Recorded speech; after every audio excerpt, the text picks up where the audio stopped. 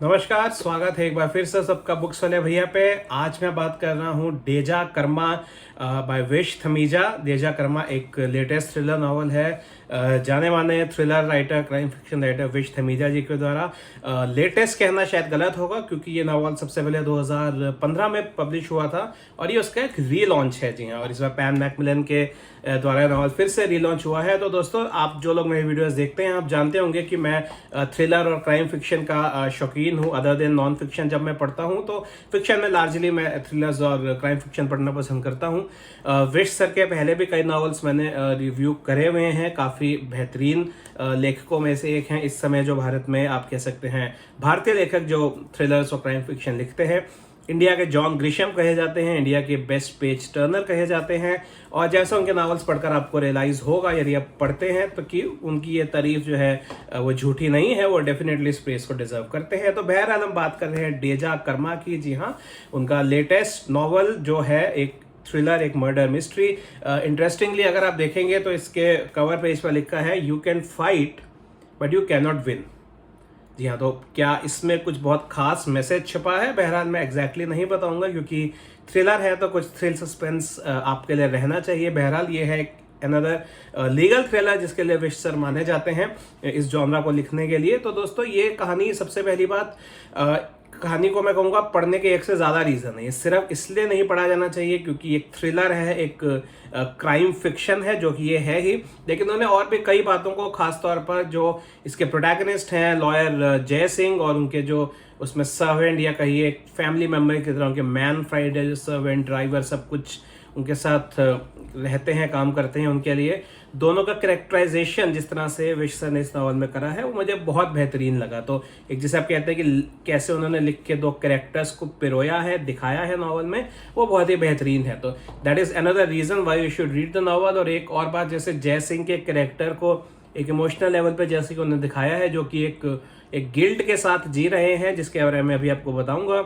उसके अलावा कैसे एक आप देखेंगे कि बेहद कामयाब लॉयर, बेहद कामयाब successful rich person and he enters into a relationship in this novel।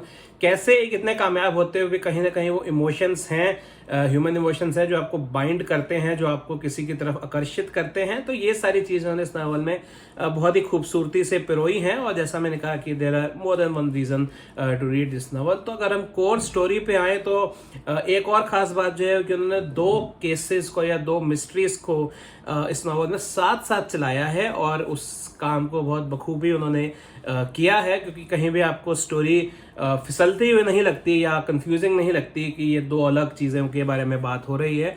और ये अपने आप में एक आपके लिए मिस्ट्री रहेगी कि या जो ये दो केसेस आपके सामने रखे जाते हैं कि क्या ये आपस में रिलेटेड तो नहीं है। ऐसा बार बार मुझे लगता है आपके मन में आएगा, क्योंकि मेरे मन में विचार बहुत आया था। बहरहाल होता है या नहीं वो मैं नहीं बताऊंगा। तो दो केसेस हैं दोस्तों। एक केस जो वो जय सिंह एज अ लॉयर लड़ रहे हैं अपने क्लाइंट के लिए, जो कि एक नेता का बेटा है and he is accused of murdering his mistress. तो जी हाँ, जय सिंह की ये एक वो उनके क्लाइंट है। जय सिंह को उनको बचाना है सजा से, और वास्तव में उसने कत्ल करा या नहीं ये आपको काफ़ी बाद में क्लियर होता है। और इसके साथ साथ जो एक केस चलता है वो ये है, जो केस ऑलरेडी क्लोज हो चुका है। जी हाँ, तो जय सिंह के फादर का बहुत दशकों पहले मर्डर हुआ था और इंटरेस्टिंगली इस मर्डर के लिए उनकी मदर को जिम्मेदार ठहराया गया था।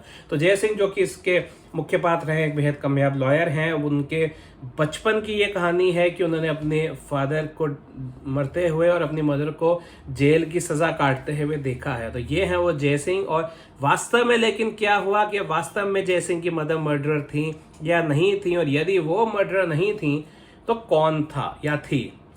तो ऐसे कई सवाल चलते रहेंगे इस बुक में। और वी ऑल नो कि विश सर बहुत आसानी से डिस्क्लोज नहीं होने देते कि सच्चाई क्या है। तो आपको अंत तक जैसे आप नावल पढ़ेंगे आप रियलाइज करेंगे कि कहानी कैसे प्रोग्रेस होती है और अंत में क्या होता है। In fact even in the end सब कुछ होने के बाद भी कुछ एक सरप्राइज एलिमेंट आता है नावल में, जो ऑनेस्टली मैंने बिल्कुल एक्सपेक्ट नहीं करा था। बट ओवरऑल उन्होंने जो अलग अलग इमोशंस, अलग अलग कैरेक्टर्स और अलग अलग कहानियों को मिलाकर ये एक ताना बाना एक नावल बुना है, मेरे को काफ़ी पसंद आया। और I strongly recommend, I am sure आप पढ़ेंगे तो आपको भी नावल काफ़ी पसंद आएगा। वीडियो देखने के लिए धन्यवाद। यदि आपको वीडियो पसंद आया इसको लाइक कीजिए और मेरे चैनल को सब्सक्राइब कीजिए फॉर मोर अपडेट्स।